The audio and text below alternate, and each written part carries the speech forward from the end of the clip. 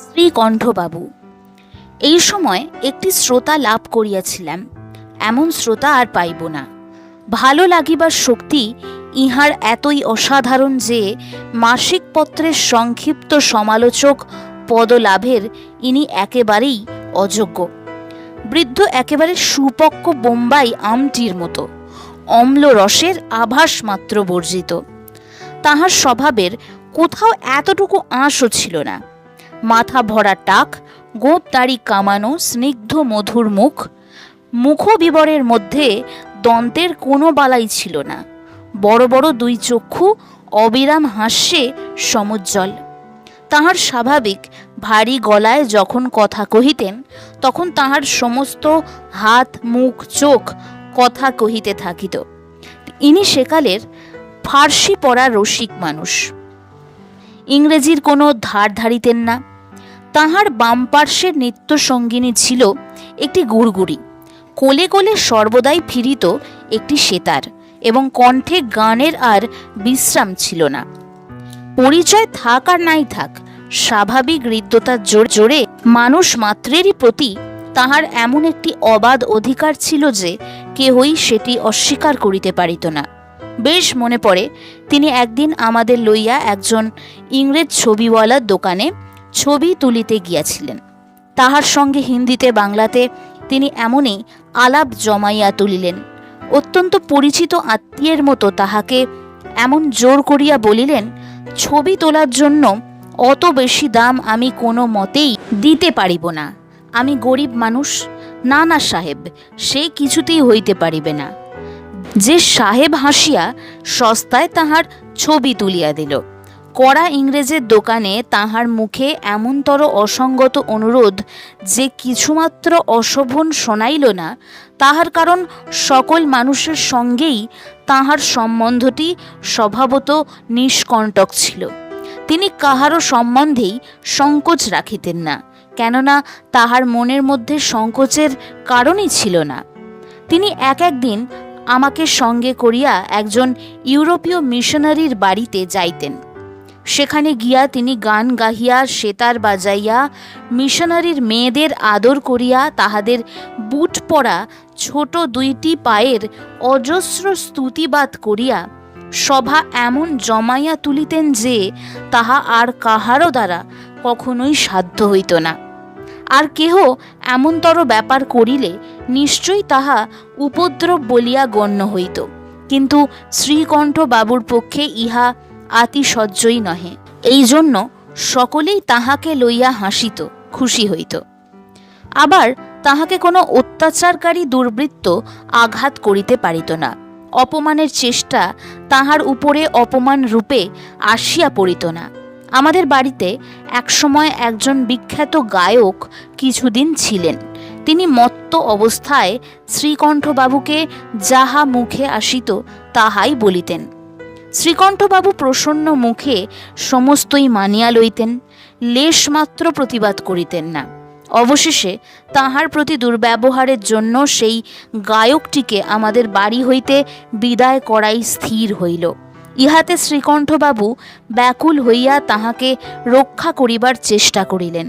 বারবার করিয়া বলিলেন, ও তো কিছুই করে নাই, মদে করিয়াছে।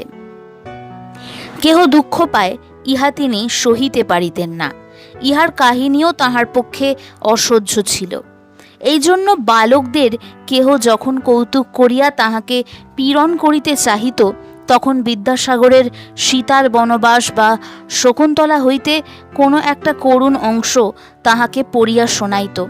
তিনি দুই হাত মেলিয়া নিষেধ করিয়া, অনুনয় করিয়া কোনো মতে থামাইয়া দিবার জন্য ব্যস্ত হইয়া পড়িতেন। এই বৃদ্ধটি যেমন আমার পিতার, তেমনি দাদাদের, তেমনি আমাদেরও বন্ধু ছিলেন। আমাদের সকলেরই সঙ্গে তাহার বয়স মিলিত। কবিতা শোনাইবার এমন অনুকূল শ্রোতা সহজে মেলে না। ঝর্ণার ধারা যেমন এক টুকরা নুড়ি পাইলেও তাহাকে ঘিরিয়া ঘিরিয়া নাচিয়া মাত করিয়া দেয়, তিনিও তেমনি যে কোনো একটা উপলক্ষ পাইলেই আপন উল্লাসে উদ্বেল হইয়া উঠিতেন। দুইটি ঈশ্বরস্তব রচনা করিয়াছিলাম, তাহাতে যথারীতি সংসারের দুঃখ কষ্ট ও ভব যন্ত্রণার উল্লেখ করিতে ছাড়ি নাই। শ্রীকণ্ঠবাবু মনে করিলেন, এমন সর্বাঙ্গ সম্পূর্ণ পারমার্থিক কবিতা আমার পিতাকে শোনাইলে নিশ্চয়ই তিনি ভারী খুশি হইবেন। মহা উৎসাহে কবিতা শুনাইতে লইয়া গেলেন। ভাগ্যক্রমে আমি স্বয়ং সেখানে উপস্থিত ছিলাম না, কিন্তু খবর পাইলাম যে সংসারের দুঃসহ দাবদাহ এত সকাল সকালই যে তাহার কনিষ্ঠ পুত্রকে পীড়া দিতে আরম্ভ করিয়াছে। পয়ার ছন্দে তাহার পরিচয় পাইয়া তিনি খুব হাসিয়াছিলেন। বিষয়ের গাম্ভীর্যে তাহাকে কিছুমাত্র অভিভূত করিতে পারে নাই। আমি নিশ্চয় বলিতে পারি, আমাদের সুপারিনটেন্ডেন্ট গোবিন্দবাবু হইলে সেই কবিতা দুটির আদর বুঝিতেন। গান সম্বন্ধে আমি শ্রীকণ্ঠবাবুর প্রিয় শিষ্য ছিলাম। তাহার একটা গান ছিল, मैं छोड़ो ब्रज की बांसुरी। ওই গানটি আমার মুখের সকলকে শোনাইবার জন্য তিনি আমাকে ঘরে ঘরে টানিয়া লইয়া বেড়াইতেন।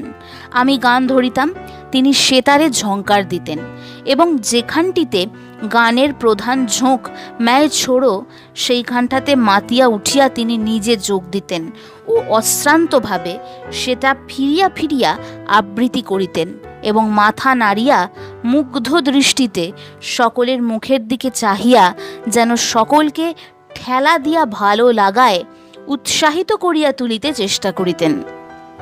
ইহা আমার পিতার ভক্ত বন্ধু ছিলেন। ইহারই দেওয়া হিন্দি গান হইতে ভাঙা একটি ব্রহ্মসঙ্গীত আছে, অন্তরতর অন্তরতম তিনি যে ভুলো না রে তায়।